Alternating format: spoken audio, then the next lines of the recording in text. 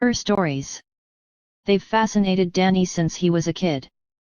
His father told the best horror stories, and those stories always gave him what no other story could, a greater appreciation for his life.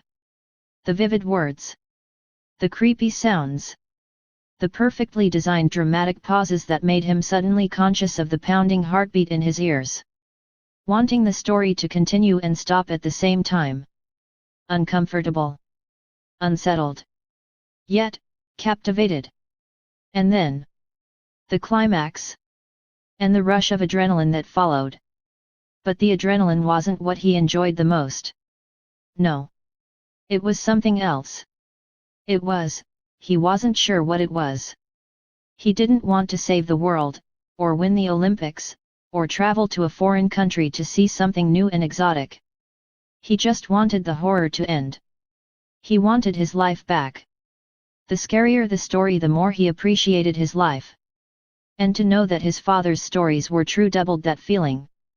Doubled the spell the story had on him. The truth of those stories made them far more potent than those dark fantasies that came from the imagination. His father's stories were real, and that made them scarier. Much scarier. His father wanted him to design stories just like him. Follow his path. Hunt and murder human beings in the shadows. And he did. Just not in the way his father had intended. And now Danny designs better stories. Much better stories. Better because of the setting. Because they could happen anywhere, unlike his father's stories, which took place in what experts called abnormal circumstances, where scary and gruesome stories were expected. His settings made the horror all the more unique. All the more unexpected. And now, as Danny sits on his couch in his air-conditioned studio apartment, he feels the sudden need to design another story. And so he reaches for a yellow legal pad sitting on a coffee table and sifts through the contents, searching for potential victims. Danny goes through the legal pad searching for the perfect profile for his next design. What he's looking for is the ordinary. The relatable. The perfect victim that will make his readers think and feel it could have been them. Someone who does everything by the book. Someone who doesn't deserve to die. As if deserve had anything to do with it. He rips out pages, all the candidates with criminal records or those who are too loud in the community. He can't have his readers confused with hate, revenge, jealousy or gang violence. There can be no hiding place for the reader. They need to identify with the victim. They need to be able to see themselves in the story, or it fails. It just doesn't work. And as he searches for his one-size-fits-all profile, his fingers fumble over a name, John Michaels. A person with two first names. Fantastic. He glances over his surveillance notes. 9 to 5. Award-winning teacher. Single. Townhouse with a white picket fence. Doesn't really deserve to die. Perfect. John Michaels. A perfect name for the next chapter in his book. Every John and Michael will consciously or unconsciously be drawn to the headline. The name itself will attract a sizable audience. And the story will grip them in the talons of fear, only to release them at the very end. Horror heaped on horror until at the end they're begging for release, begging for their lives back. He laughs to himself as he watches John exit the community college where he teaches anthropology. He took a class in anthropology once. And he remembers the heated debates with his teacher, who tried to make him believe in this ridiculous theory of the Homo sapiens, that humanity was intrinsically curious and intelligent species that evolved toward peace and prosperity with its many civilizations and achievements. Danny argued the opposite. He argued humans were intrinsic killers that evolved to enslave, acquire, destroy, and eventually self-destruct. That the achievements and the civilizations were tools for blood. That the mask of civilization was a facade, a farce, an elaborate design to hide the true face of humanity, the bloody face of horror, as he often liked to call it. The bloody face of horror always found a way to break through the mask. Always. The more we contained and hid the truth, the stronger and more creative it got in breaking free. As if it had a life of its own. A need of its own. They were fun debates. His teacher cited the golden age of prosperity at the turn of the century, and Danny countered with World War I. His teacher talked about the advent of electricity, and Danny talked about the electric chair and the electrocution of an elephant at a festival. His teacher raved about tractors and the Green Revolution, and he raved about tanks and Agent Orange. His teacher pointed to the airplane and all the great opportunities flight brought humanity. And Danny pointed to the bombs. And that was the end of the argument. All that curiosity and inventiveness paid for in blood and used to shed even more blood. His teacher called these extreme situations abnormal situations. Misuse of human ingenuity. But Danny wasn't convinced. Danny claimed there were more abnormal than normal situations in any given century, including the 20th century. Especially the 20th century. The 20th century saw great advances in knowledge and technology, but not wisdom. Never wisdom. Wisdom always came last, if it came at all. 10 years of blood for every day of peace. That's what his old man said almost every dawn when he'd drop a penny on his bed to check if it was made properly. Stern as steel. Hard as a rock. Crazy as a loon. But not wrong. Definitely, not wrong. Danny wakes up in his black sedan covered in sweat. He dozed off, and that's not like him. It's the broken air conditioner and humidity making him groggy. He opens his heavy eyelids and cranes his sticky neck to see John through the living room window getting his horror fix from the late-hour news. Mass fear stimulating the adrenaline glands and slowly becoming relief and appreciation for abnormal, day-to-day, civilized living. 10 horror stories for every one feel-good story. That was the media ratio, and the secret to growing an audience and running a successful news business with paying advertisers. John suddenly jerks to his feet. Danny figures he lost reception, again as he observes John approach the TV. He fiddles with 2 long antennas, smacks the side of the story box, then sits back down and sips on a warm glass of milk as he takes in the horrors of the world in the safety and security of his home. Danny makes a note on his yellow pad about the TV. He could probably use it in his final design along with the refrigerator. As he considers the possibilities of building tension, a bead of sweat drips off his nose and splats on the pen. He wipes his face with his arm, wishing he had the money to repair his air conditioner. Then he realizes he'll complete his design soon, and his story, and with his story a paycheck. But the important thing is to not rush the design or miss out on the opportunities he knows time and patience will bring his dark imagination. Danny knows John's routine by heart now. Several days of reconnaissance and he's more or less as an authority on the character and setting of his next design. He'll start with the refrigerator door. The warning chime will sound in exactly 3 minutes to wake John up. He'll slump down the stairs, close the door and quickly return to sleep, still thinking about the poor, unsuspecting bastard that was crushed to death by the escalator in the Roseville Mall. A perfect story to help John fall asleep, counting his lucky stars that it wasn't him. That he's still alive. And yet, completely oblivious to the fact that those are the last of his stars and that he will be tomorrow's bedtime story. Just as John tries to fall asleep, Danny will open the refrigerator door, again. And again, John will return to the kitchen. He'll close it. But this time he'll wait a few minutes just to make absolutely sure it's really closed. Then he'll return to bed somewhat satisfied that he won't be disturbed anymore. Danny will let some time pass. Then he'll open the door again, and when John returns to the kitchen, he'll be in the living room to turn on the TV. This is precisely when John will wonder if there's an intruder in his home. He may even suspect the ghost of Roseville. The Ghostface. The legend. John will rush to the phone only to discover a severed cord. At that precise moment, he'll leap out of the shadows like a panther in the night and trigger the first and final scream of John Michaels. The most upstanding citizen of Roseville and the most undeserving of such a grisly and unprovoked death. It's perfect. In the hot and humid sedan, Danny visualizes slipping the knife through John's neck and severing the tongue mid-scream, freezing his face in wide, gaping terror. He knows if he visualizes the kill several times it will improve his odds at success. His father taught him that. Taught him to visualize every beat of the design. He assured him it was what made him a medal-winning hunter of human beings. The thing they don't teach you in killing school. Danny visualizes the design once more. Then he opens his eyes and exits the car, moving through the shadows toward the back door of the picture-perfect house. He glides past the fence and scans the backyard for a moment. Then he lifts and fiddles with the glass door until he hears a click. Carefully, he slides the door open and enters the air-conditioned home. He takes a moment to cool down in the narrow hallway.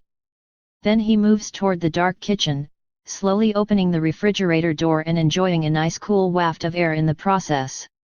A soft beam of warm, yellow light illuminates the floor and the small round breakfast table beside him. Everything is going as planned. But then, as Danny turns, something in his peripheral catches his eye.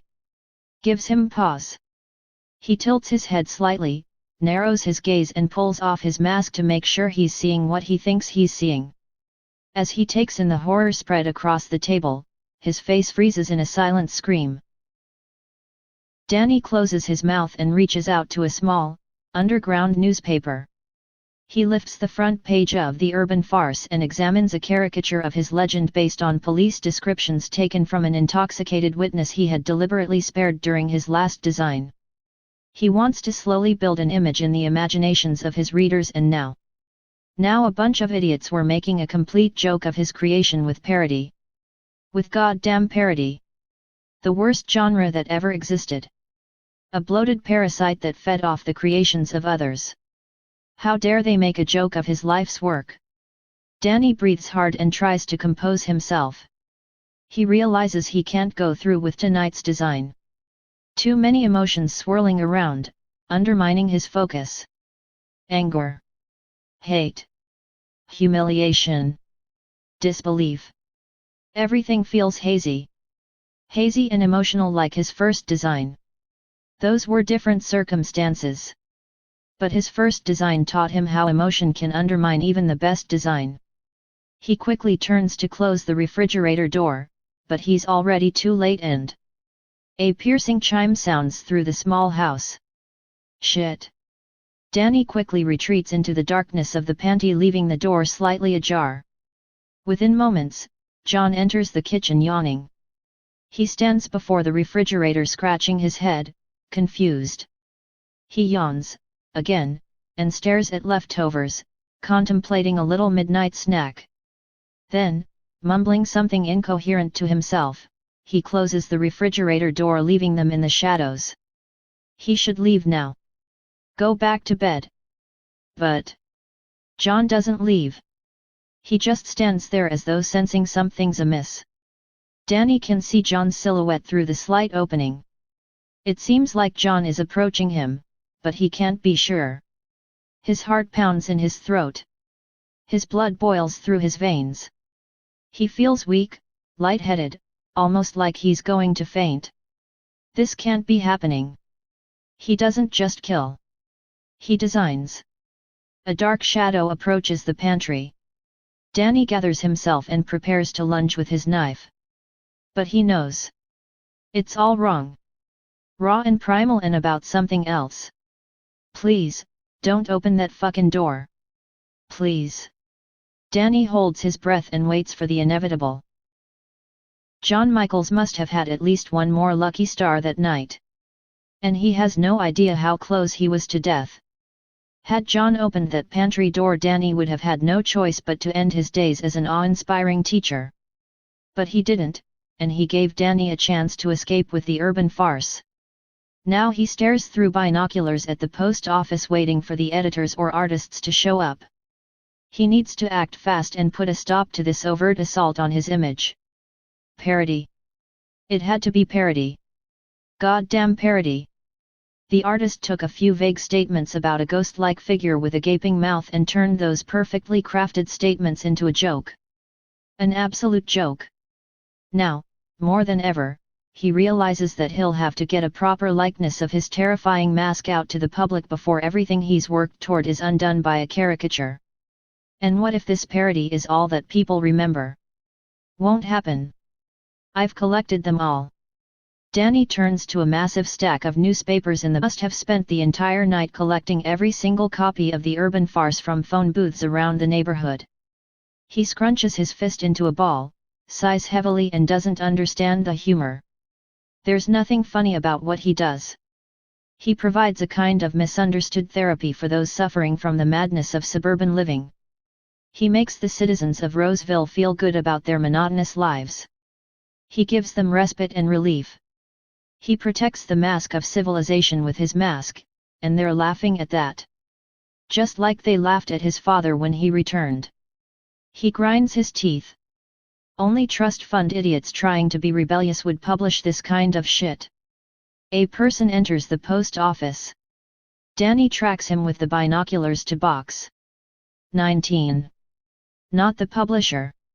He then follows another man to box 7. Him neither.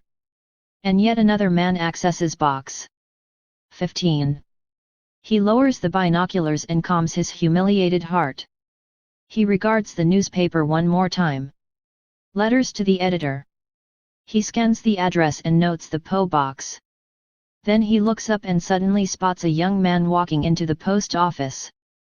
He tracks his movement past the desk to box 13. Bingo. 10:03 p.m. Danny sits in his car watching the Three Stooges lock up the Roseville Coliseum. That's what he calls them, Stooges. All of them Tom, Pete, and Bradley, college dropouts working for Tom's dad at the Coliseum. They'll sweep the floor, take inventory, hang out in the staff room and work on their garbage newspaper, using Dad's photocopier and paper. Then they'll finish the night with 1 or 2 beers and a quick round of laser tag. Spoiled little shits with nothing better to do with their lives than drink and debate movies and distract their peanut brains with arcades and laser tag. But still, he's grateful for their names. Perfect names. They're the kind of names you'd expect in a blockbuster. A ridiculous story where Tom, Pete, and Bradley enter an extreme situation to kill all the baddies only to return home without a scratch. Without a goddamn scratch. Against technologically superior enemy. Now that would be parody if it weren't propaganda. The kind of propaganda that convinces all the Toms and Petes and Brads to sign up to kill human beings. The kind of story his dad hated because of how much he respected the actual baddies who hunted him for all those years. The true story is, Pete and Bradley don't come back home. They die. Horrible deaths. And Tom has to return to a suburban town that no longer accepts him because he sees right through the mask and it just doesn't fit him anymore. And because it doesn't fit anymore, they'll sweep him under the rug of civilization and try to forget him because of the truth he represents. And Tom will stare at the perfectly manicured lawns and the white picket fences and know. And always know. It's all a facade. Danny watches the laughing, intoxicated Three Stooges enter the staff room. Go ahead, laugh. You'll soon realize what happens when you cross lines that shouldn't be crossed. Danny feels acid rising up his throat. He tells himself he will soon have the last laugh. The challenge of this design is to overcome his bubbling rage. And he feels he's almost ready. He just has to go through the Coliseum and search for the most ideal place for the perfect scream. For now, he's leaning toward the staff room, but he knows that might change once he's actually walked the space. 10:04 p.m. Tom, Pete, and Bradley lock up a minute later than usual. Danny stands in the shadows away from the bright street lights, observing them through a glass door. When they disappear into the staff room, he puts on his beloved, bone-white mask and prepares for his first walkthrough of the setting. He'll walk through the Coliseum at least 2 more times before he finalizes the design, allowing his ideas to work themselves out. Time to incubate is the secret to any great design. And it's the phase he knows not to rush. It's the most important phase. Everything else is just execution. Danny laughs at his pun as he glides through the darkness toward the exit door. How often did he have issues with his design only to be struck by inspiration in the middle of the night? He knows now that if he has any creative blocks he just has to sleep on it. There's something about sleep that polishes every design. Now Danny opens the exit door which he tinkered with earlier in the day. Stealthily, he enters the arcade, gliding past the small concessions booth toward the growing sound of a debate. He hides near the staff room where he hears the loud and obnoxious stooges argue over horror movies and killers. Danny suddenly feels the blood rushing up his neck as they get everything wrong. Idiots poking fun at something they don't understand, or, at best, think they understand. Idiots criticizing some of the greatest designs and spewing vitriol about how they could have done better. So much better. Tome even suggests that they should work together to create a design of their own. Give Roseville something to be really scared of. Danny clenches a fist and wants to rush inside the staff room and rip their heads off. He takes a moment to calm himself. In a week or so he'll have his moment with these arrogant idiots. The intellectual masturbation of those who shout from the sidelines and wonder what it's like to actually step into the ring. They exist in every creative field. He knows that, and laughs at himself for actually letting them get in his head. He'd actually love to see the Stooges attempt their own design. They would fumble and fuck up every beat up to the very climax. He almost wants to spare them just to see what they'd end up doing. Almost. Danny regards his watch. 1 minute more. He counts the seconds as they complain and spew hot air about the perfect design and how they alone could execute it. The boasting and bravado fades and is quickly replaced with rock and roll blasting on the Coliseum speakers. With quick steps, Danny retreats behind a beeping arcade as the idiots spill out of the staff room and enter the laser tag arena for a quick fix of adrenaline. He quietly steps out of the shadows and counts 10 paces to the staff room. He has exactly 22 minutes before their game ends. He opens the door and enters the tiny room but unexpectedly gags when he's hit with the foul stench of stale beer, rancid coffee, and twisted cigarette butts in dirty ashtrays. He turns to his side slightly, and his eyes suddenly go wide beneath the mask. What the fuck? His heart thunders in his ears as he stares at a yellowing wall covered with caricatures of his favorite killers throughout history. His face tenses. He grinds his molars and tries to suppress the thing beneath the mask. He needs to take a moment, compose himself, and walk away.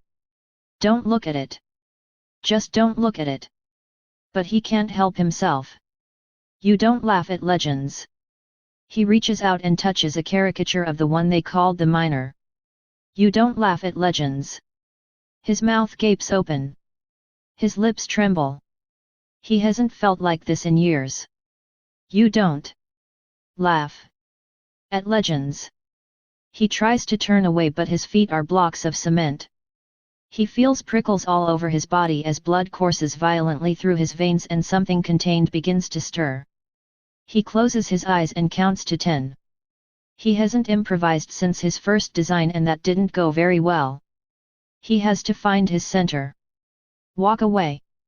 Just walk away. For the design. He stares up at the wall of parody and takes a deep breath. He closes his eyes and counts down from 10.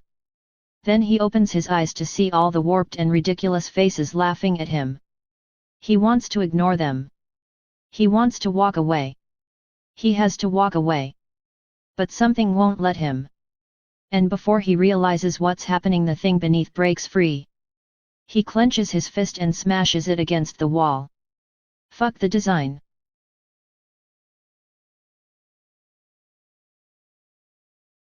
The last 10 minutes are a blur. Everything happened in a flash of emotion. He remembers moments. Brief moments. Turning on the strobe lights. Cranking up the music. Activating the dry ice machine. Hunting the Three Stooges in slow motion through the cool, misty arena. And now he yanks the gleaming hunter knife out of a pulpy face rendered completely unrecognizable. Shit. I must have stabbed him 100 times in the head. Danny narrows his gaze on the face but the strobe light plays tricks on him. Makes the face look like his past victims, the faces changing with every blink of light. He shakes his head and stares hard at the face. This is Tome. No. Can't be. Tome he stabbed in the legs. He's still alive, groveling about like a worm somewhere. What about Pete? No. Can't be, Pete. He's pretty sure he decapitated Pete. It's not what he intended, but shit happens. He pushed the knife a little too hard. Cut a little too deep. A little too fiercely. Well, if it isn't Pete. And it isn't Tom. It must be Bradley. Good ol' Bradley. He's confronted with a sudden image of Bradley screaming as he silences him with a blade through the mouth. He nods and sighs. Yeah, it's Bradley. Definitely, Bradley. He stares at the mangled face for a long moment. It's not as bad as he thought it would be. A little messy, but he can find a way to make this work. The last time he improvised a design was with his dad. Bless his soul. He deserved a better design, a much better execution, but he hadn't realized how much he had bottled up inside.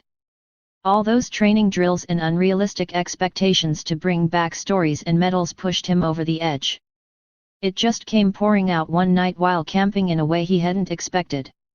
Happens all the time. Every day. To the best. He just didn't think it could happen to him. And here it is happening again. The music stops for a moment to reveal someone sobbing and screaming for help. Tom. Danny marches through flashing light and dark, following a trail of warm blood through the maze. Soon the blood leads him to a young man dragging himself across the cement ground, desperately inching toward an exit door. Danny approaches him menacingly. He kneels before him and stares at him. Despite the air conditioning, he feels sweat drip down his face and drip into the gathering pool of blood. And as he watches the sweat drip off his face, he realizes he isn't wearing his mask. He touches his warm, bloody face and vaguely remembers removing the mask in the staff room after her ripped down every last caricature. That's because the Ghostface has nothing to do with this. This is something else. There's no way he's crediting the Ghostface with these clumsy yet incredibly satisfying kills. Tom looks up at Danny. Danny wipes the sweat and blood off his face. They lock eyes. Not so funny now, is it? Danny places his knife in Tom's hand. You know what a copycat is, don't you? Well, that's what you are. A failed copycat. A parody of a true killer. Tom tries to attack Danny with the knife. Easy there, Tom. You might hurt yourself. Tom's arm falls and splatters in blood, the knife dangling from the fingertips. He struggles to wrap his wet fingers around the hilt and attacks with the knife, hitting air over and over again. Danny laughs. Politicians will use your story to campaign against beer, rock and roll, and horror movies. That's the current angle I'm considering. You like that angle, Tom? Tom gasps and struggles to say something without success. Danny inches closer. He lowers his voice to a cruel whisper and suggests a potential headline for his next article. Ghost Copycat. Tragedy hits Roseville Coliseum. 2 employees were stabbed to death by their colleague before suffering a lethal injury. Danny considers, then offers an alternative version. Joke taken too far. Tragedy hits Roseville Coliseum. 3 employees die in a prank gone horribly wrong after a night of drinking, rock and roll, and horror movies. Danny tilts his head slightly. He considers both versions of the story. The drinking, rock and roll, and horror movies offer a comfortable scapegoat. It gives readers something to point to. Something to blame. A place to hide. And he isn't sure he wants to give his readers a place to hide with this one. He leans closer to Tom. What do you think? Copycat or bad joke? Tom murmurs something incoherent. Danny smiles. Sorry, I didn't really get that. You're gonna have to speak up, buddy. Take a deep breath, enunciate. Come on, you're so full of fucking opinions. I'm sure you have an opinion on how you'd like to be remembered. Tom writhes desperately and manages to issue one last, gasping scream before dying. Danny sighs and closes his eyes against the blinking light. He still isn't sure which angle to take, and it doesn't really matter, anyway. Either version will do its job and scare the good citizens of Roseville into fastening the mask a little tighter before bed while they count their lucky stars and appreciate their ridiculously insane, suburban lives.